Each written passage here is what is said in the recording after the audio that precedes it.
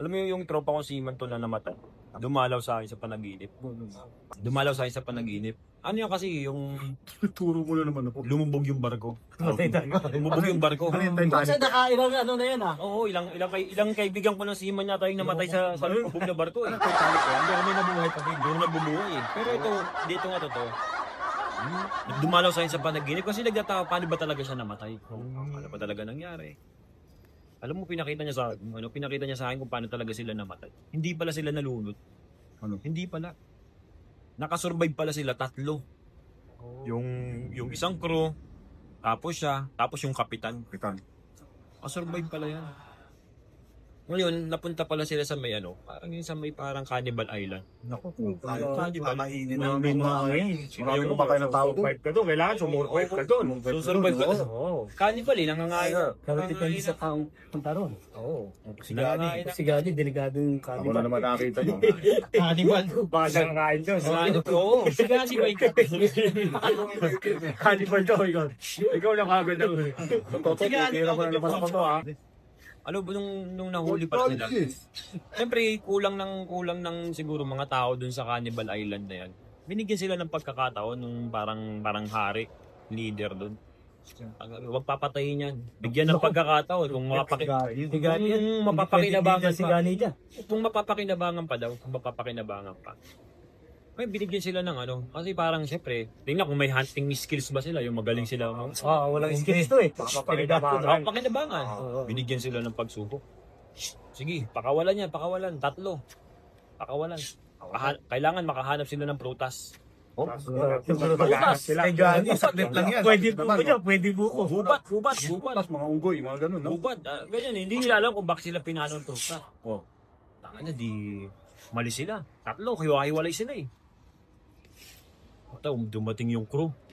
Yung crew dumating. May dalang mansanas. Yung nakuha Dala niya.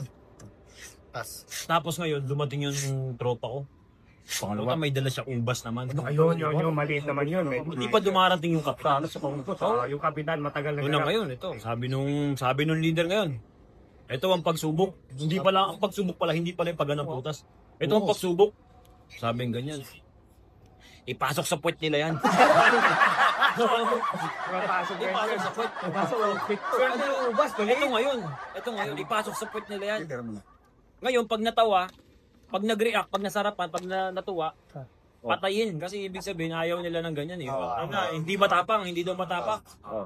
Puto, dito na ngayon, Brad. Kinuha na nung laki nung bataan nung hari.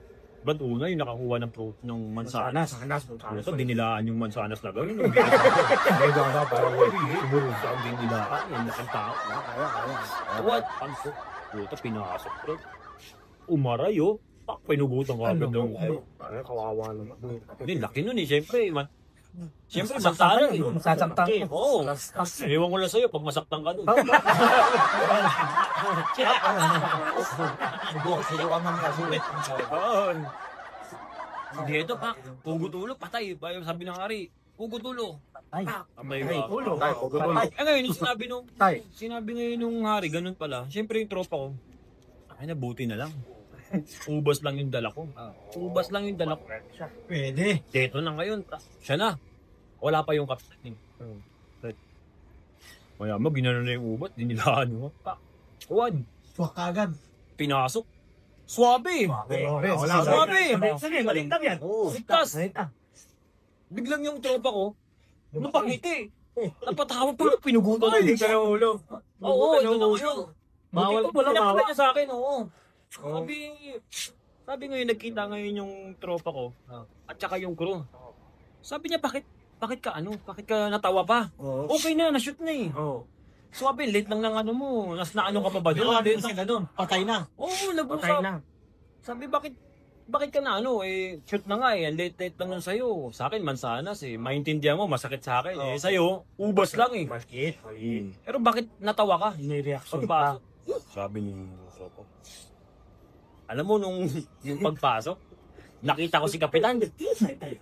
May dalang lang ka. Nakita ko siya pa lang. May dalang lang ka. Hindi doon. Kaya pala na ang tawa. Yan. Kaya pala siya natawa. Tapos na daw. Bigla daw dumating yung kapita. May dalang lang siya. Kaso, Ang laki nun. Ang laki. May tulis-tulis yun. hindi dito yan.